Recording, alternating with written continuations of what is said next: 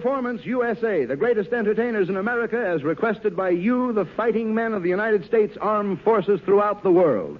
Command Performance, presented this week and every week till it's over. Over there.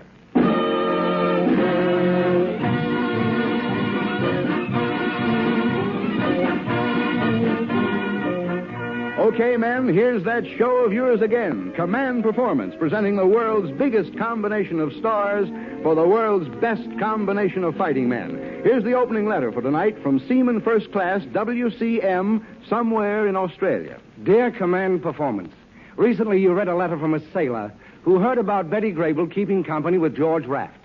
The Blue Jacket tried to sell Betty on the fact that he had a nice big battleship. So why should she waste her time with a Raft? Well, from what we saw of the way George made love to Ida Lupino in a picture we caught down here, that guy's no Raft. He's a destroyer. How's about us letting us hear from him? Well, here he is, buddy. Betty Grable's one-man convoy, George Raft.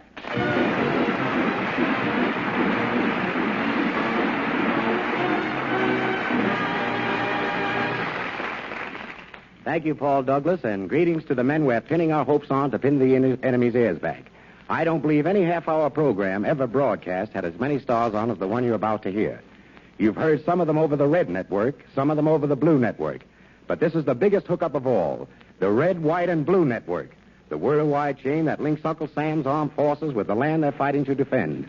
Our show opens with the answer to a request from 3 corporals, initials JJ, PW, and JHE, on a mine flotilla somewhere in the South Pacific.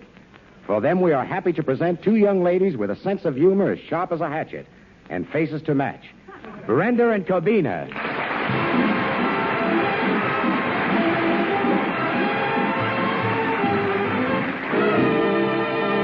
Tonight, Brenda and Covina, those 2 glamour goons, have a blind date with 2 lucky privates from the Southern California sector. Let's run up to their apartment and see what's detaining them.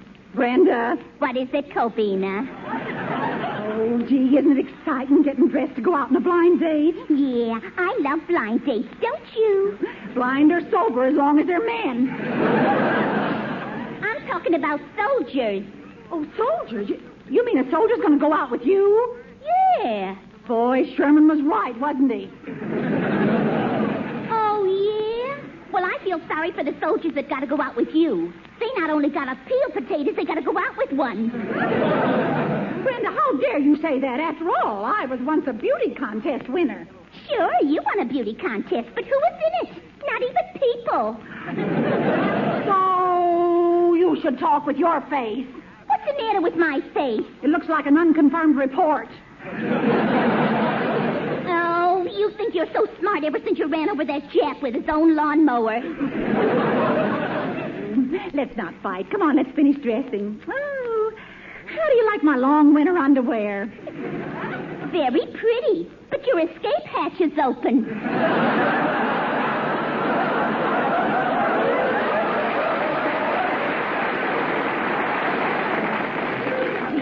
Gee, I hope the boys get here soon. Otherwise, we'll be out all night and...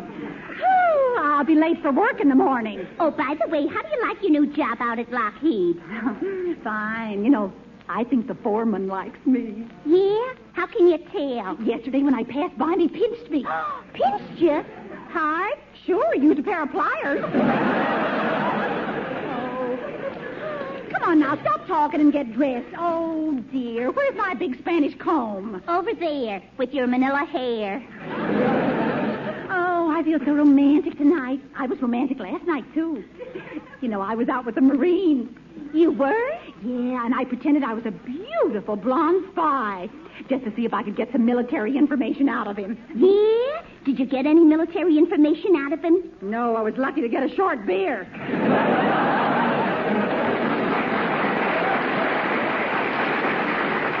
Oh, I had a date last night, too, with a sailor. And I found out something about the fleet. The sailor told you something about the fleet? Yeah. You know where all our big ships are? No, where? In the water. Marty. Now, look, Brenda, when these soldiers come to call for us, do you think we ought to go out or sit here in the apartment in front of the fire? Oh, it's a lovely fire, isn't it? I'll say. Too bad we haven't got a fireplace. You know, I've got a wonderful idea. When the boys get here, we'll show them these pictures we took last summer in our bathing suits. Sex. Yeah, that's a good idea. Show them this one of me in my bathing suit right here. Look, what do you think of it? How many days were you in the water? That's not a very nice thing to say, Covina. Everybody on the beach said I look like Veronica Lake. Oh, I know you've been trying to look like Veronica Lake, but you got it backwards. Backwards? How? Well, you've got one eye combed down over your hair. Well, we can't all be perfect. Oh, you know, the boys ought to be here pretty soon. What time is it? I don't know. The clock stopped. I better wind it. Never mind winding it. Stop looking at it. Oh, gee, I'm so excited. How do I look? You're all right, but your slip is showing. It is? Yeah, you can still see the sign fragile. Use no hooks. Oh, gosh, I wish those soldiers would hurry. Oh, yeah, me too. Oh, gee. That must be the boys now. I'll open the door. Oh, it's George Raft. Oh, hello, girls. A man in uniform gave me this government letter for you. Oh, but maybe it's from those soldiers. I'll see what it says. But gee whiz, Brenda. What is it, Covina? How do you like that? We passed our physical. We're both 1A.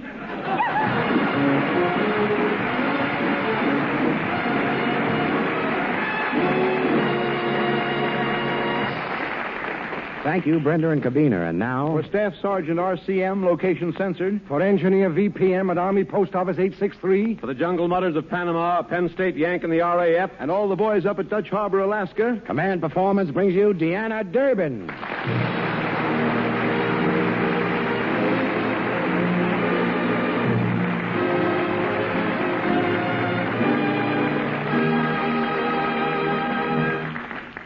Thank you, George Raft, and thanks to the boys for asking me. Out at Universal Studios, where I work, there's a man we call casting director. He chooses all the performers and assigns them their respective parts in the pictures. On this program, you men are the casting directors. And I want to thank you for inviting me here tonight for the most thrilling role I've ever played. Now, here is the song that seemed to be the favorite of the boys on my recent tour of the training camps here at home.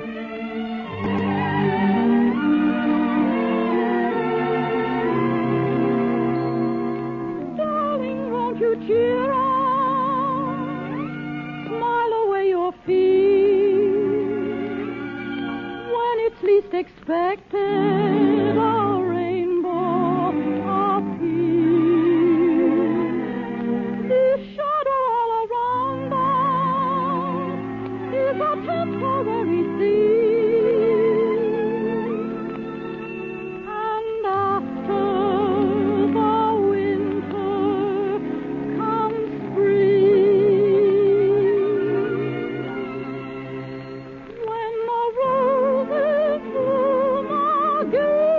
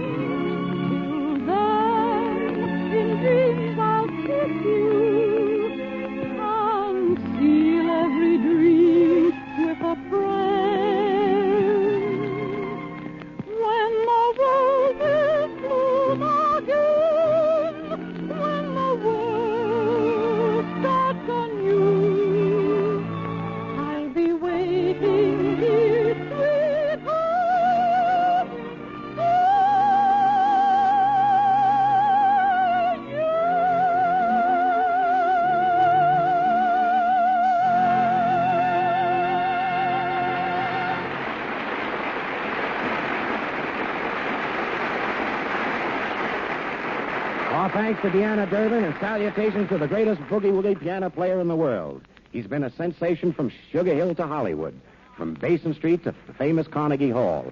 Here he is, answering the request of two of his fans from Harlem, now fighting for Uncle Sam under General MacArthur. Meet Lux Lewis.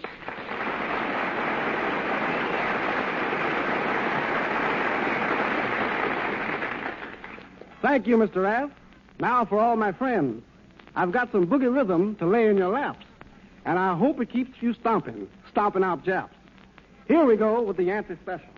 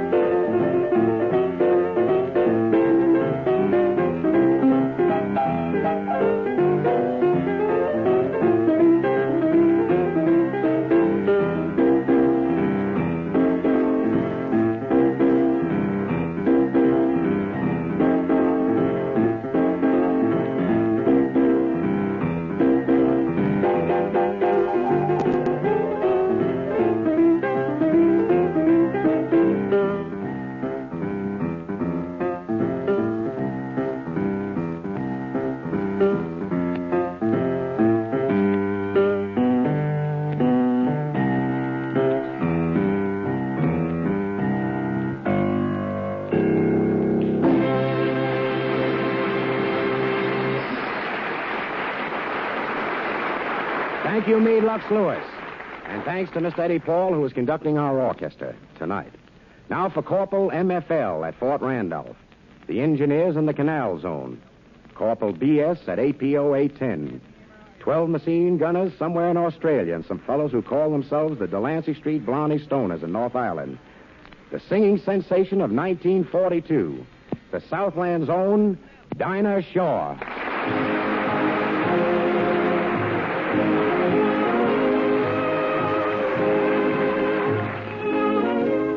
Thank you, Georgie. And hello there, fellas. Oh, it was swell of you to ask for me again, and I want you to know that things are mighty fine back here at home. That light Miss Liberty holds in her hand is still shining brighter than ever, and we still have no use for the rising sun. Next week on the Eddie Cantor Show, I'm going to introduce a song I'm convinced will be a big hit. Here's a special preview of it just for you. He was a handsome young Irish lad, and she was a Mexican beauty. It was fiesta, and I might add, romantically he was on duty. A boy and a girl neath the stars. I can tell it in 64 bars. His Irish heart went bingo when he saw the Rose of Juarez. Oh! Conchita, Marquita, Lolita, Pepita, Rosita, Juanita Lopez. Oh, you're a lovely thing for me, there's but one girl, he said. Conchita, Marquita, Lolita, Pepita, Rosita, Juanita, Lopez. Mandolins began to play, and her lips were there to kiss. As they danced, I heard him say, New Jersey was never like this. The bells began to ring, oh, and they rode away on a mule. To prove I'm not joking, if you're in Hoboken, drop in for a minute and you'll meet Conchita, Marquita, Lolita, Pepita, Rosita, Juanita, O'Toole. And there's little Teresa, Maria, Elisa, and Patsy and Molly and Mike. And there's Jose and Pancho, and Pedro and Sancho, and Tommy and Timmy and Spike. Of course there are others, they're sisters and brothers, they're older and they go to school. Flash! The doctor announces 8 pounds, 7 ounces. One more for Lopez and O'Toole.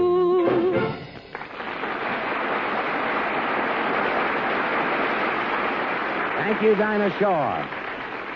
Next comes a letter from Private J.J.B., a fighting Marine somewhere in the South Pacific. Dear Command Performer, my hometown is Mena, Arkansas, where everybody else knows all about your business. Out here in this island, our business is to knock off Japs. And believe me, business ain't bad. But I've still got time for some of that hometown gossip. So how's about letting us hear from a former Arkansas wholesale grocer and a former Arkansas automobile finance man who put the town into the big time, the famous homespun team of Lum and Abner. Well, after that letter, there's only one thing to do, and that's to try to make a contact with Pine Ridge. And I suspect that if we're successful, we'll find Lum and Abner in their famous Jot 'em In Down store, trying to help Cedric Weehut with one of his problems. Well, here goes for a quick trip to Pine Ridge.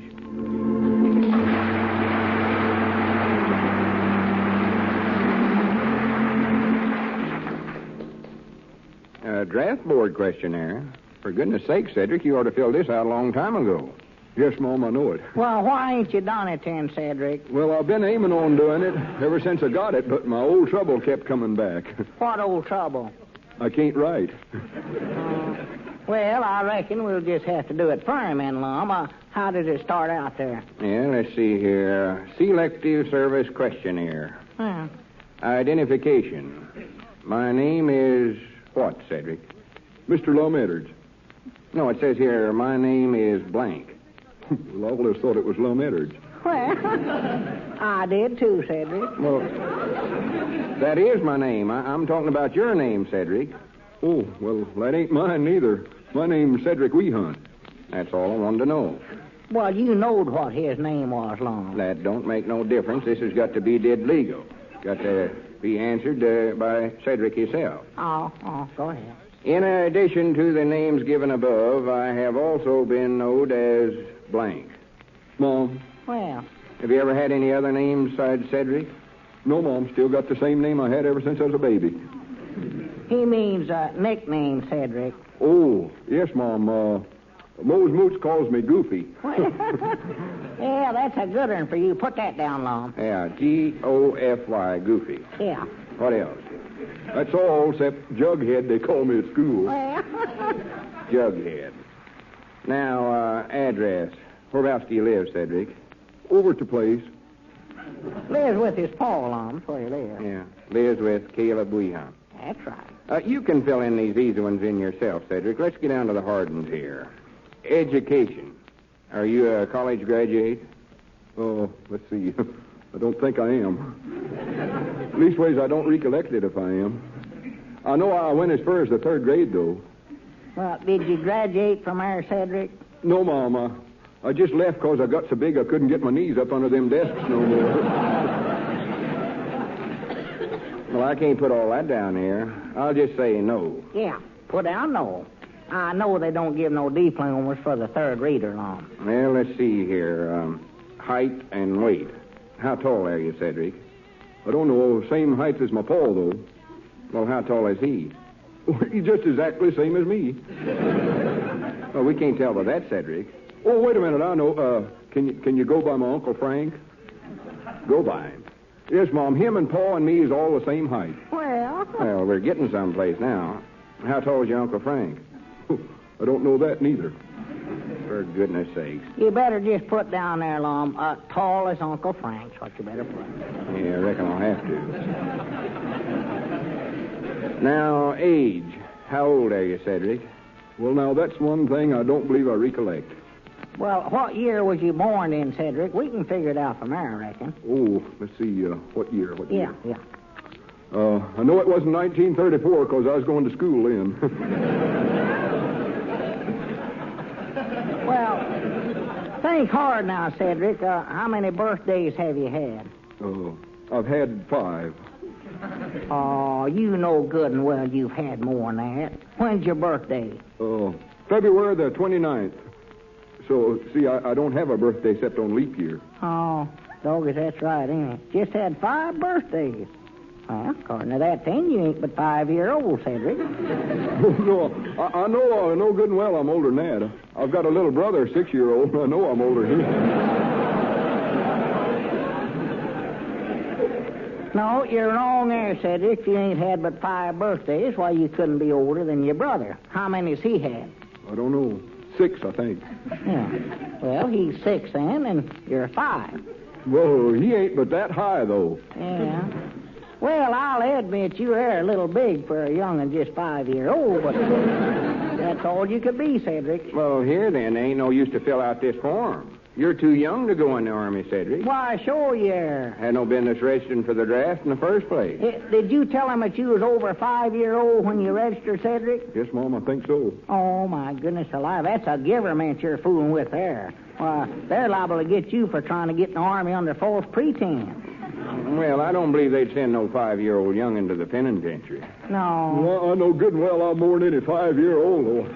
I won't be just 5. I won't stand for it. Well, you oughtn't have got born on the 29th of February. That's where you made your mistake. Here I was aiming on getting married to Clarabelle Seastrunk. For the land's sakes. Why, you're too young to be thinking about such things as that, Cedric. I just have a 5-year-old young'un wanting to start housekeeping. Ain't you ashamed of yourself? Now look at you, standing there blubbering around about how old you are. Your big brother don't cry 'cause he's just 6, does he? Well, he ain't my big brother, no such a thing. He is, don't he? He has to sit in a high chair. You ought to be in one. Don't tease him, Abner. Well, I'm going over and ask Paul if I'm just 5. Go on, ask him, see if I care. Be careful crossing the street now, Cedric. Granny's, I feel sorrowful for him, Abner. Poor little feller, he wanted to get in the Army so bad. Yeah, bless his heart. Bless his little heart. Well, here, Abner, we can't let a young'un his age be running around on the streets by himself. Hey, wait a minute, Cedric. Me and Abner will take you home.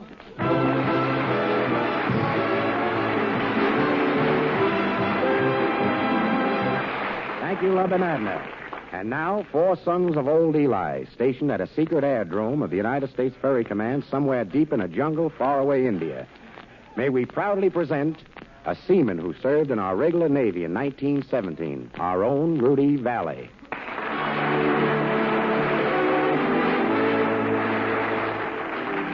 Thank you, George Raft, and hi-ho to the fighting men in Uncle Sam's armed forces everywhere. For the Yale boys in India, the sportsman and I sing the Yale Whiffenpoof song. To the tables down at Morey's, to the place where Louis dwells, to the dear old temple bar we love so well. Sing the Whiffenpoofs assembled with their glasses raised on high, and the magic of their singing casts its spell. Yes, the magic of their singing, of the songs we love so well.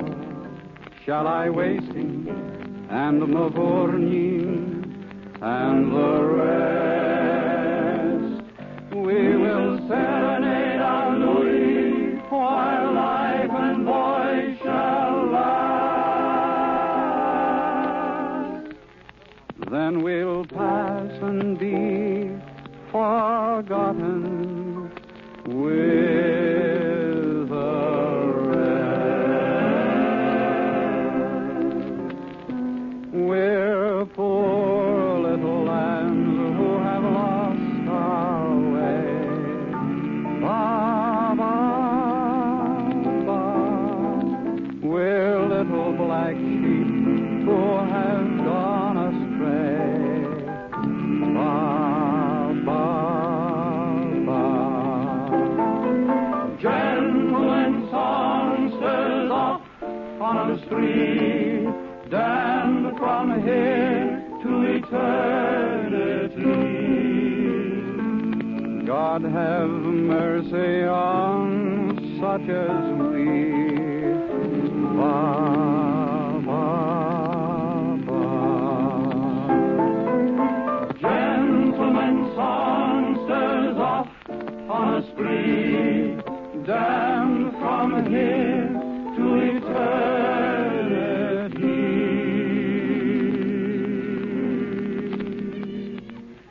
God have mercy on such as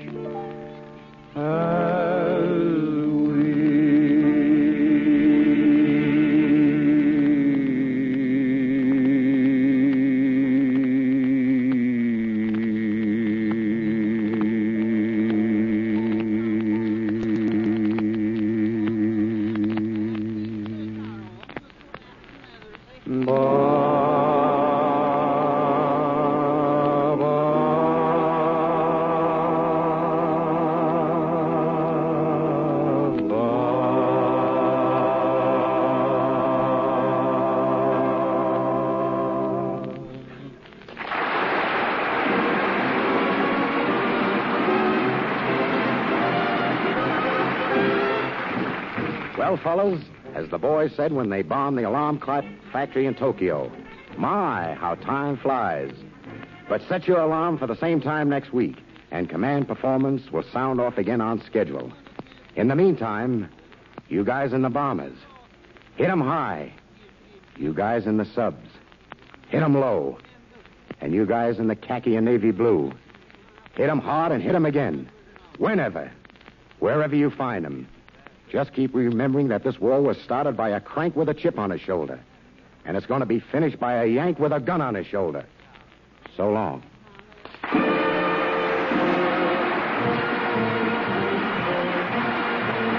Remember, men, this is your show, Lock, Stock, and Barrel. Keep sending those requests to Command Performance in care of your favorite station. And keep sending good news of that job you're doing in care of your favorite nation.